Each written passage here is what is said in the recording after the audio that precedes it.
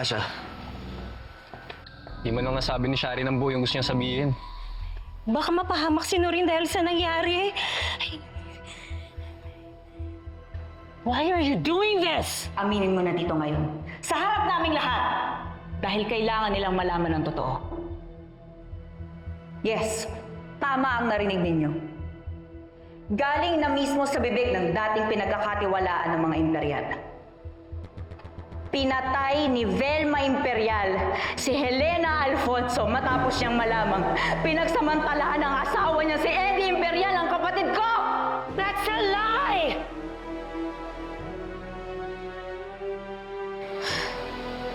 For sure, Velma and Eddie will do damage control now. A war is about to happen. Alam kong plinano na to pero hindi ko maiwasang mag-alala. Anong mangyari sa kanya? Kaya nga pinasama ko si Alex sa kanya eh. Migoy, punta mo sila ngayon din. Baka kailangan nila ng backup. Di ba? Anak, mag-iingat ka ha. Ano daw nangyari kay Noreen? Wala po. Pupuntahan lang po niya sa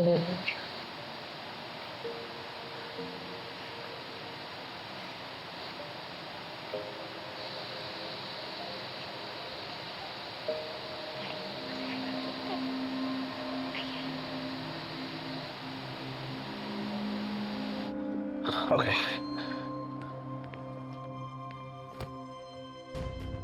Alay! Pues, paano niyo may papaliwanag ang sinabi ni Shari? Sige nga! I don't know. Pero uso na ngayon ang editing. Ang dami na nag-edit. Pwedeng AI, deepfake. Ikaw ang fake. Nagmamaang-maangan ka pa. Stop your accusations against me or else susunugin ko yung stage na to kasama yung katawan mo. Sige! Sunugin mo para makita nilang lahat kung gaano ka kasama. Mukha ka namang galing sa impyerno eh. Sana walang mangyaring masama kay Noreen. Tatakot na nga ako para sa kanya eh. Hirap kalaban ng mga imperial. Dapat noon pa lang tumanggi na ako sa planong ito eh. But you can't hide the fact that you killed my sister just to protect your freaking husband! Okay, that's it. Huh? To go. You have to go. Don't you dare touch her.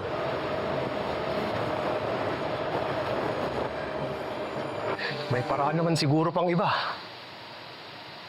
Sigurado ako hindi hahayaan ni Migoy si Noreen.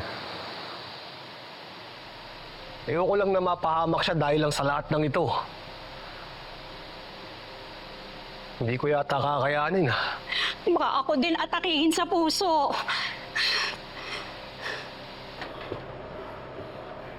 Di ba yun naman ang ayaw niyong malaman ng lahat na galing kay Shari? Di ba? I am too pretty to be a murderer! Hindi porket maganda, hindi na masama. Kung makapagsalita naman kayong lahat. Parang grabe naman yung concern nyo kay Noreen to think na kapitbahay niya lang kayo.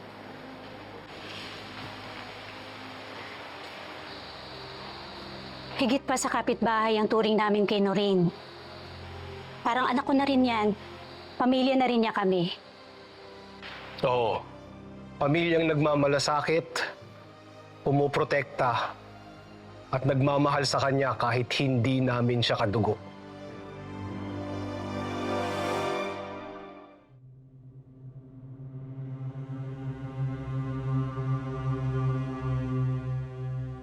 Tiningala ako ng kapatid ko.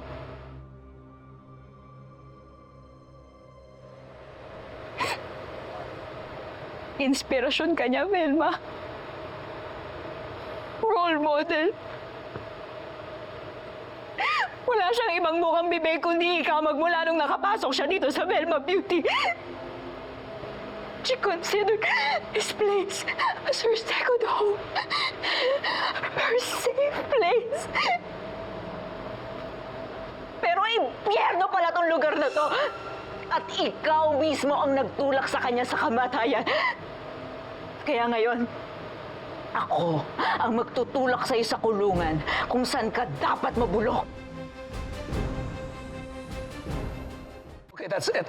Tigil mo na to, pwede ba? Bitawan mo ako!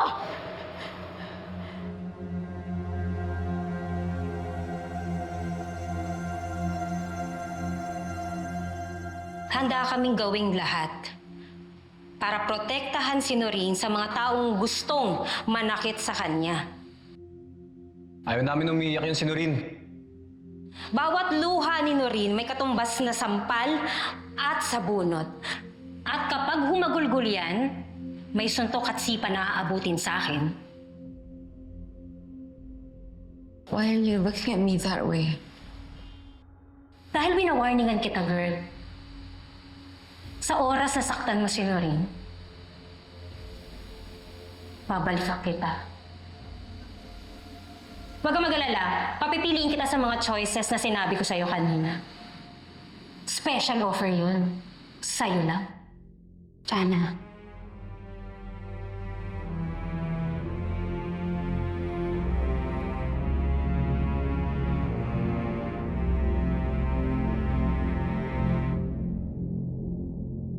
Kahit mag-ilang beses pa kayo maghugas ng kamay sa ginawa niyo sa kapatid ko, hindi niyo na matatanggal ang dugo niya sa mga palad niyo!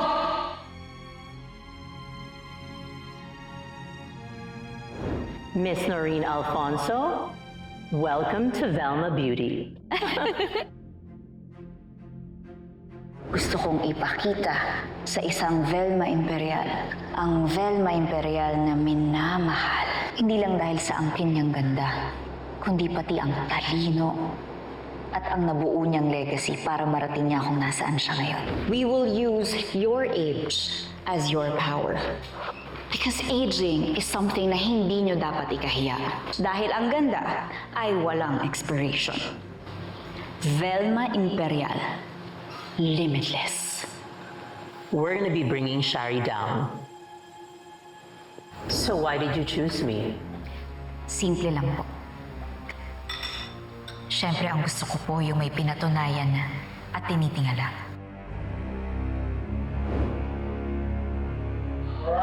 You ungrateful little witch! Are you okay, Velma? Get a hold of yourself, please. Babaeng yan! That's enough. Please, that's enough. Please, relax. Ladies and gentlemen, please, thank you so much for coming, but the show is over. Exit is over there. Leave! Please make your way to the exits. Everybody please, this way. I'm so sorry.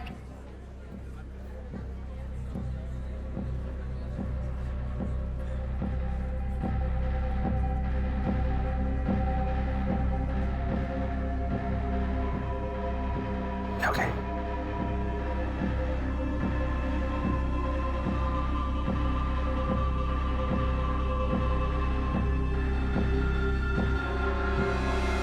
Boss, nakaalis na yun Noreen.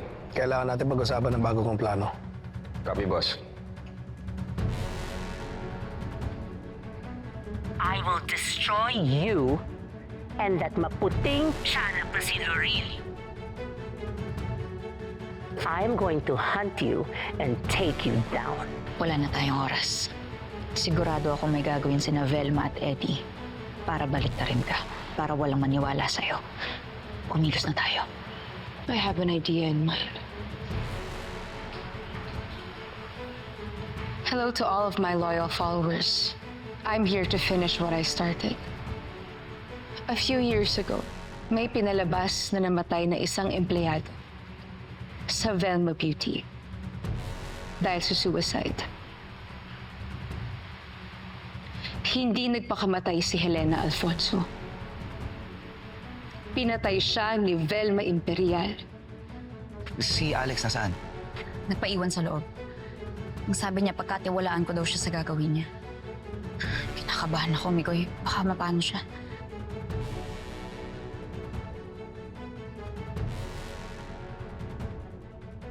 Boss, may problema tayo.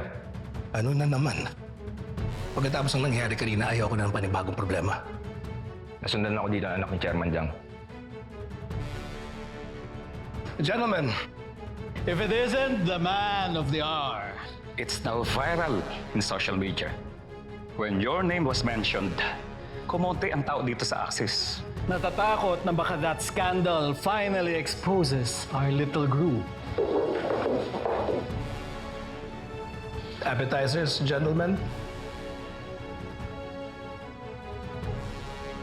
Kung pwede lang patahimikin agad-agad ang mga yan. So what's your next move, Eddie?